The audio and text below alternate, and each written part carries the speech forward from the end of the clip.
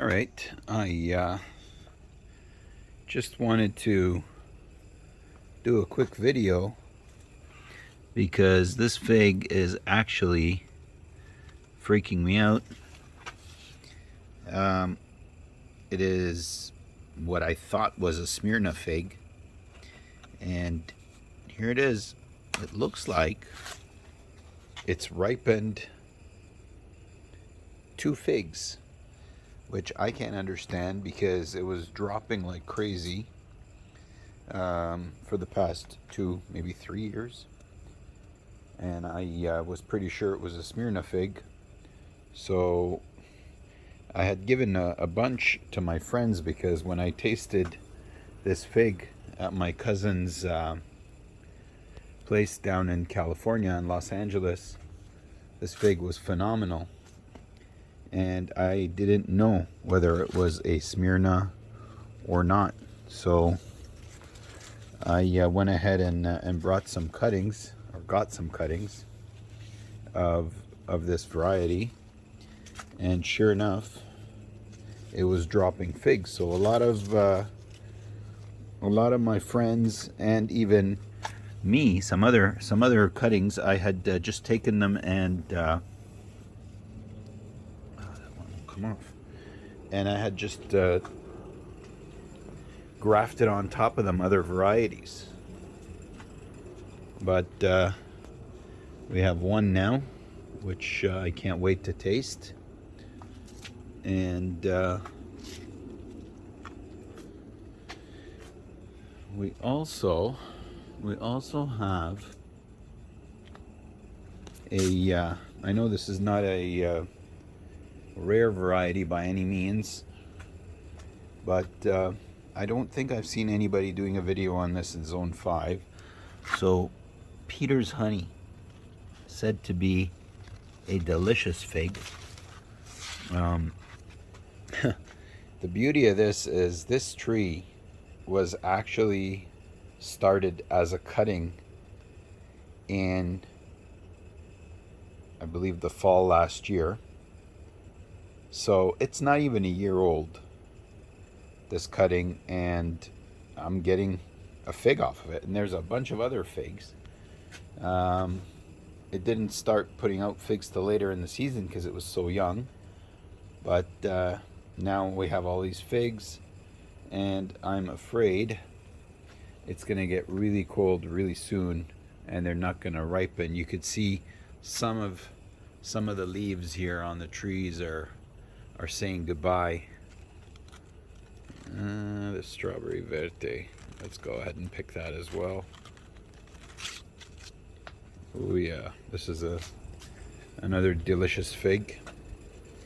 You know, with figs, it's really surprising. Every time I pick a bunch of figs and then I come back the next day and I'm pretty sure that I'm not going to get that many figs because I had picked so many the day before, I always end up with a bunch of new figs.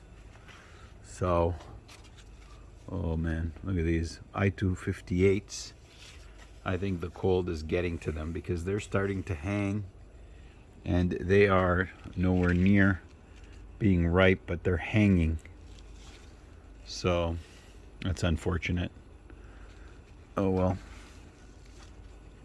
You kind of, one thing very important, if you are growing figs or any other fruit for that matter, it's very important to look at your fruit, look at your garden, and try to figure out the characteristics of all your fruit. So, I mean, here's my Atriano. The thing has no clue that the weather at night is getting cold. I mean, it may slow down ripening its figs if it had any, but it doesn't because it already ripened everything.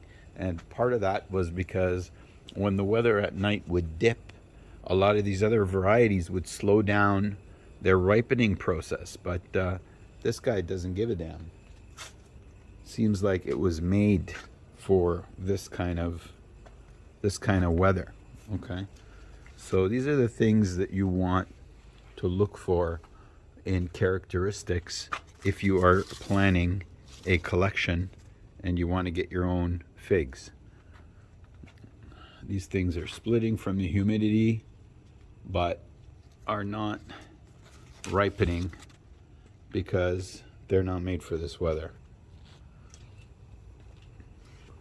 Well, look at this. What is going on here? Ooh, this is a nice one. This is, let's take a look here. Ooh, this is GeenHouse, or so I've been told. I don't know if this is GeenHouse. I think GeenHouse was supposed to be like a purple fig. I mean a yellow fig, and I'm seeing purple.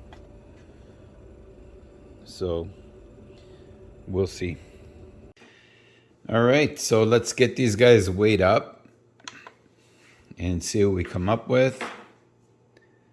So I'm going to start with this so-called GeenHouse. And we got 21 grams going on. And I'm going to do now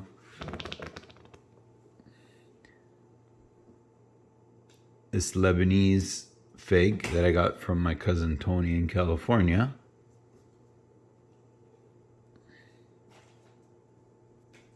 $59 grams. Again, this is the one that I thought was a Smyrna, and it may still be a Smyrna. We'll find out. And this is the popular Peter's Honey fig, which the tree grew and ripened for me in less than a year. So that's an amazing one. And I think this is a underdeveloped, underripe I-258. So let's cut these open and see what we get.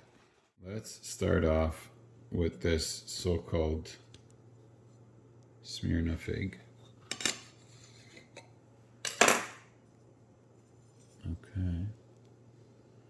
I mean, it looked totally different when I had this in California.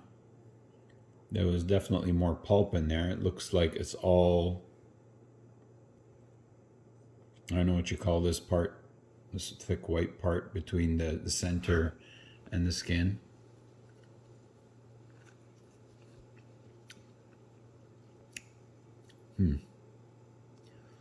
It's okay. It's okay. Definitely, you can tell it's not properly ripened. I'm surprised it ripened at all, but you gotta taste this thing in California. Oh my God, was it good. All right. This one I know was a great fig. I've had it before. Fantastic fig.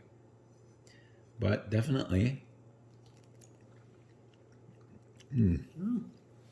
Wow, that's a good fig, man. Delicious. What's it called again? It's supposed to be GeenHouse, but it does not look like GeenHouse, according to the pictures I've seen. So here we have Peter's Honey.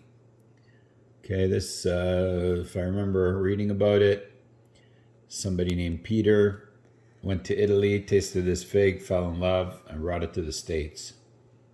And we now have, oh my God, this is a good fig. This is a good fig. It's more on the honey sugar side. I know my wife's gonna really love that. What do you think? Very nice. Okay. All right, and I think those were the 3 figs that I really wanted to review. We already know this strawberry verte is gonna knock our socks off because it always does. So we'll just stick around for that. Here, I'll let you have the honor.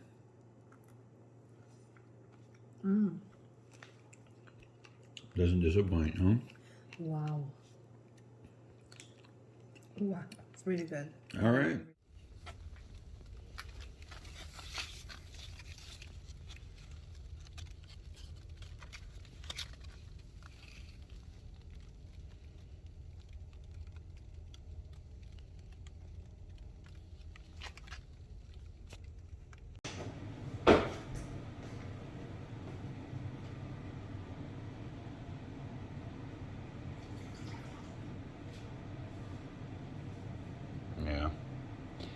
Does not look good.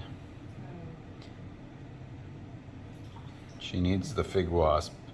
It's too bad because it actually seems to be very rain resistant, and it has a pretty tight eye, so things can't get in there.